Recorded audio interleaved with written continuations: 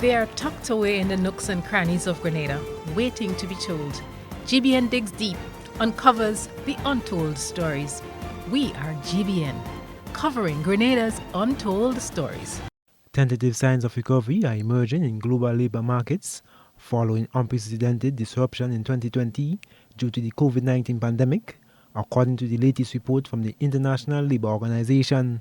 However, the same cannot be said about Grenada, as the situation has gotten worse to the point of companies facing liquidation as high debt loads continue to severely affect businesses. So there is going to be a significant outfall or fallout by June of this year if some of these issues are not addressed. So I know the Chamber and the GHTA is going to try and do a joint paper and approach the government to see what assistance can be garnered for these companies that are facing these dire issues. Private sector Senator Christopher Diali says this is especially so for companies within the tourism industry as well as the entertainment industry. New annual estimates in the 7th edition of the ILO Monitor, COVID-19 and the World of Work confirm the massive impact that labor markets suffered in 2020. The latest figures show that 8.8% of global working hours were lost for the whole of last year, equivalent to 255 million full-time jobs.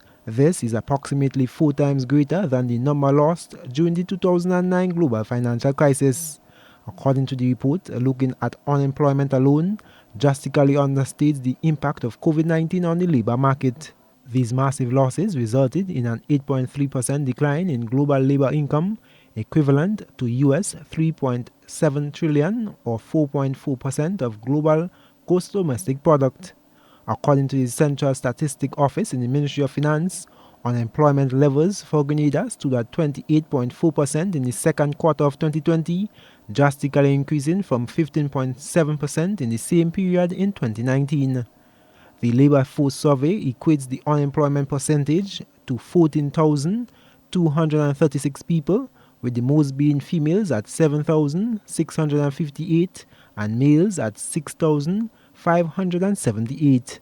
On July 13, 2020, the government announced more than 7,000 Grenadians had benefited from its economic stimulus package. Payroll support to businesses, income support to self-employed persons, and an unemployment benefit were offered within the package. At that time in July, government had expended more than 17 million on the various measures in the stimulus package.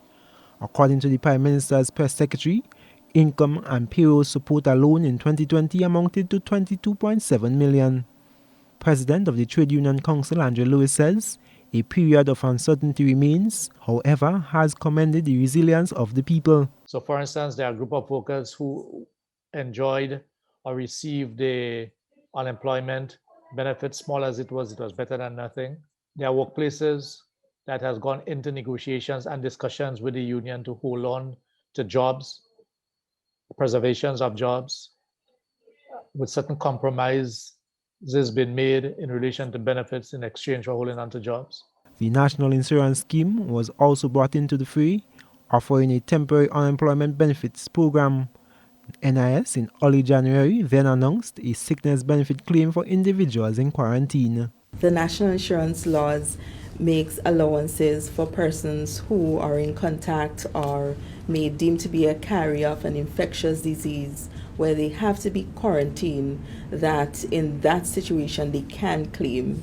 So in the case of COVID, if you are required to quarantine or you are required to self-isolate, in which case you are not required to see the doctor, you can still claim for a sickness benefit. Despite the 2021 budget estimating economic growth to decline by 12.2%, Finance Minister Gregory Bowen had estimated unemployment to reach 20% by year-end as some sectors normalize.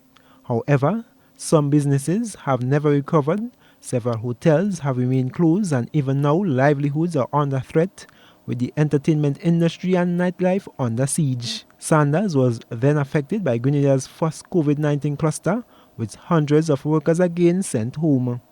In light of ongoing retrenchments, rotation, and sending workers home without a salary, the TUC president was in high praise for one employer. St. George's University, a private sector company.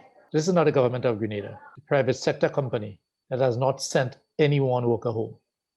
That has not taken any annual vacation leave from any worker. And the workers continue to enjoy their benefits. It's a private sector company. And we all know the impact of the pandemic on SGU, or St. George's University. St. George's University is the single largest employer in the private sector and second to only the government in the country. Union fees have also been affected, and Lewis says the role of the unions is now more crucial than ever before, while they ensure a balance and workers are not disadvantaged. Where on the one hand, we are balancing the psychological impact on workers. There have been more challenges in relation to health and safety. So the labor movement have had to up its game in relation to health and safety.